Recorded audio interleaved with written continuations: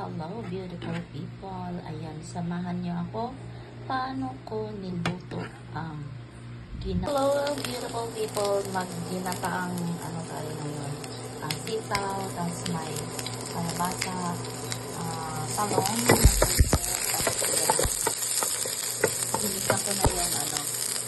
Ayan, ginisa ko itong ano, yung gigilit. Ayan. Gigisahin ko ang business.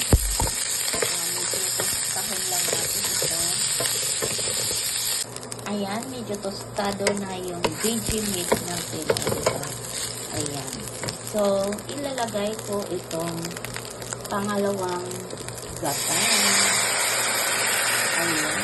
So, yan. Pangalawang gata ang ilalagay muna natin, no? So, pakuluin lang natin. Tapos, isabay na rin natin itong ano, tawag nito. Itong yan, sitaw. Bukas na yan, binabad ko na yan ng ano, ng tubig. 3 beses ko hinugasan, tapos binabad ko siya ng water. Ayan na, nilagay ko yung kalabasa. Ayan na. So, ayan na, medyo natuyo-tuyo na siya. Ilagay ko na yung pork gata. Ayan. So, yan. Diba? Well, may tanglad yan. Ang bango nga eh. So, yan na yung gata natin. Hindi pa tuyo-tuyuin lang natin yan. Diba? Patuyuin lang natin yan. Yan.